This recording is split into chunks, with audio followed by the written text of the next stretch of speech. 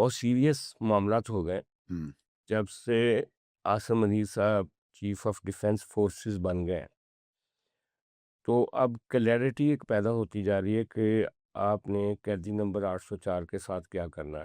804 یا 804 ہی ہے نا؟ 804 ہی ہے، لیکن ایک آپ تھوڑا سا یہ کر لیں، میں مرشدی گروپ سے پوچھتا رہتا ہوں ہوں، کہ یار 804 نمبر تو اس کا اٹک جیل میں تھا، ہوں.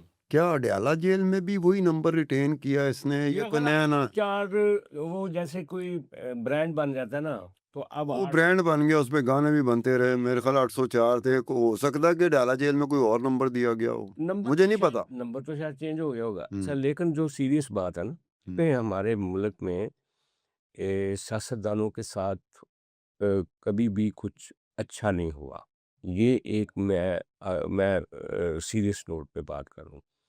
ہمارے سامنے نا بڑی سیریس مسائل ہیں، اور یہ بھی عاصم منیر صاحب اور عمران خان صاحب کا جو ٹکراؤ ہے، جس کو پی ٹی آئی نے ڈائریکٹ ایک ٹکراؤ بنا دیا ہے، وہ ایک سیریس فیز میں داخل ہونے جا رہا ہے. خبریں یہ آ رہی ہیں جو پہلے بھی ہم ڈسکس کرتے رہتے ہیں کہ فیض حمید کو وعدہ معاف بنوا کے تو ان کو کسی فوجی عدالت میں ٹرائل کرنا چاہ رہے ہیں وہ، اور اس کو فوجی نگرانی میں لینا چاہ رہے ہیں. یہ تو سیدھی سی بات ہے، اس کے اوپر تو بہت کلیئرٹی ہے راولپنڈی میں. اور پھر اگر کوئی فوجی ٹرائل میں بندہ چلا جائے اور فوجی انویسٹیگیشن میں، تو اس کے ساتھ کیا ہوگا اللہ ہی بہتر جانتا ہے. لیکن پی ٹی آئی نے اپنے مختلف جو سوشل میڈیا ہینڈلز ہیں وہاں سے ایک ویڈیو چلائی ہے. پتہ نہیں وہ فیک ہے یا اصلی ہے، کیونکہ آج کل اے آئی سے بھی ہوتا ہے. فیض حمید صاحب کی اہلیہ کی، کہ وہ کہہ رہی ہیں کہ میرے میاں پہ بہت پریشر ہے اور اس کو وعدہ معاف گواہ بنانے کی کوشش ہو رہی ہے سخت دباؤ کے نتیجے میں، کہ اس کو بلکہ بلیک میل وہ کہہ رہی کیا جا رہا ہے کہ وہ اپنا عمران خان صاحب کے بارے میں بیان دیں. تو یہ ایک سیریس صورتحال ہے. آپ کے دوست مالک بھی جو کہ بہت باخبر ہیں، وہ انٹیلیجنس سرکلز کے ساتھ رابطے میں رہتے ہیں، ان کا بھی یہی کہنا تھا کل کہ قاسم مارکیٹ کے قریب جو جیل نئی بن رہی ہے اس میں فائنلی عمران خان صاحب کو لے جایا جائے گا جہاں پہ فیض حمید ہے. تو یہ کیس تو وہی بن رہا ہے نا کہ فوج کے خلاف ایک آپ نے ایک بغاوت کرانے کی کوشش کی 9 مئی کو، اور وہی کیس ہے. اور اس کے لیے جو شواہد ہیں وہ چونکہ اس طرح کے نہیں تھے جو عدالتوں میں پیش کیے جا رہے تھے، تو اب فیض حمید صاحب کو ایک وٹنس کے طور پہ، ایک پرنسپل ایکیوزڈ اور وعدہ معاف گواہ کے طور پر پیش کرنے کی کوشش ہو رہی. لیکن اس کے ساتھ ہی ساتھ یہ باتیں بھی چل رہی تھیں کہ جی باجوہ صاحب بھی تو اسی لائن میں تھے، اور ساحر شمشاد صاحب کے بارے میں بھی ذکر آتا تھا کہ وہ بھی 9 مئی کے معاملات میں کسی نہ کسی طرح سے انوالو تھے. تو یہ ایک سنجیدہ معاملہ ہے فوج کا. دیکھیں اس کا کیا نتیجہ نکلتا ہے. ایک بات بتاؤ مجھے، آپ ذرا کلیئرٹی دے دیں کہ فوج میں جنرل فیض حمید تھا یا فوج میں عمران خان تھا؟ جنرل فیض حمید. تو جنرل فیض حمید فوج میں تھے، اور عمران خان کبھی فوج میں رہے نہیں، وزیر اعظم تھے، آج وہ اپوزیشن میں ہوتے ہوئے اندر ہیں. تو فوج کو اکسانے میں جنرل فیض حمید کا کردار ہو سکتا ہے. جو اکسا رہا ہے، جو شامل کر رہا ہے، اگر اس نے شامل کیا تو اس نے عمران خان کو شامل کیا ہوگا نا. عمران خان تو فوج سے باہر ہے. تو جنرل فیض حمید کے خلاف وعدہ معاف گواہ وہ تو عمران خان بن سکتا ہے، نہ کہ عمران خان کے خلاف جنرل فیض حمید. بھائی جب لاہور میں حملہ ہوا تھا 9 مئی کو، تو لاہور میں ایک کور کمانڈر تھے جن کو 2 3 4 5 6 دنوں بعد، ہفتے بعد فارغ کر دیا گیا تھا. کیوں کیا گیا تھا؟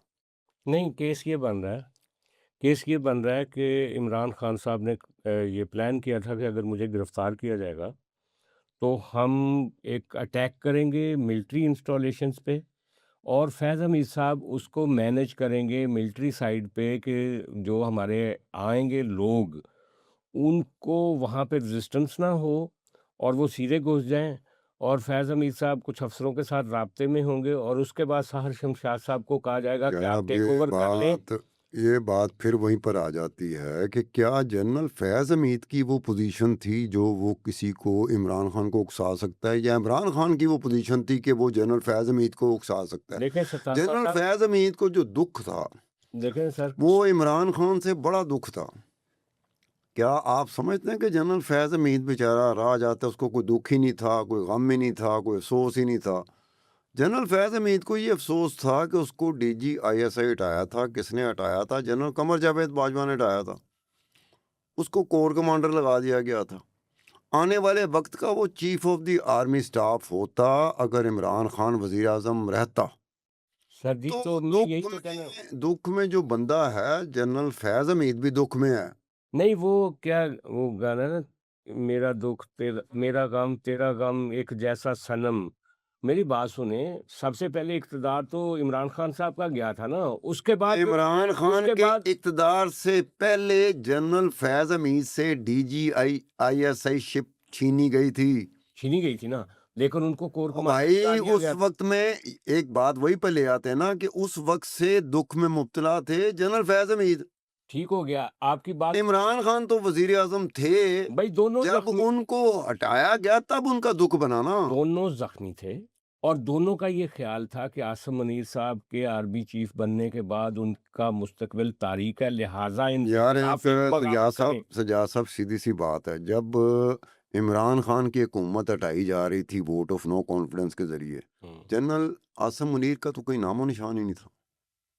اس وقت جنرل عاصم منیر کسی عہدے پہ فائز نہیں تھے۔ لیکن جب گرفتاریاں یار ہو رہی تھی، دیکھیں میری بات سنیں نا، جب ایک میری عمران نہیں خان جب صاحب، ہٹایا گیا، میری بات سنیں، جب عمران خان صاحب کو فائر لگا وزیر آباد میں، اوہو میں یار آپ پہلے اس پہ رہے نا کہ جب ہٹایا جا رہا تھا ووٹ آف نو کانفیڈنس، بھائی اس وقت تو پاکستان سے عاصم منیر کہیں تھا ہی نہیں۔ نہیں، وہ تو ٹائم گزر گیا نا، آپ آگے 9 مئی جو ہے وہ اس کے بہت بعد میں ہوا ہے۔ یار اگر دیکھا جائے تو پی ٹی آئی کا، مرشدی گروپ کا، عمران خان کا، جنرل فیض حمید کا جو دکھ ہے نا، وہ جنرل قمر باجوہ کے ساتھ ہونا چاہیے۔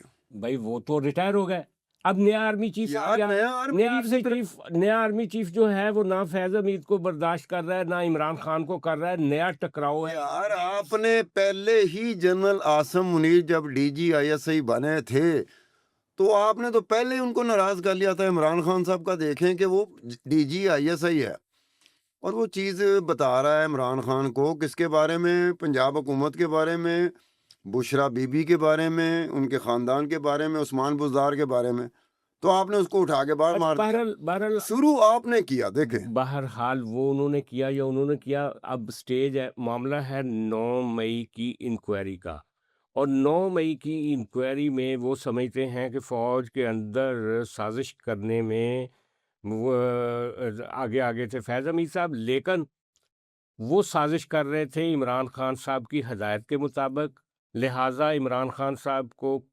ایکیوز بنایا جائے، اور پھر نہیں آصف، یہ جو جنرل فیض ہے ان کا وعدہ معاف گواہ بننا ٹیکنیکلی میرے سمجھ میں نہیں آ رہا، اور ہمیں بھی ابھی تک عمران خان بنے نا وعدہ معاف گواہ جنرل فیض حمید کے اگینسٹ، تو پھر سمجھ میں آتی ہے بات۔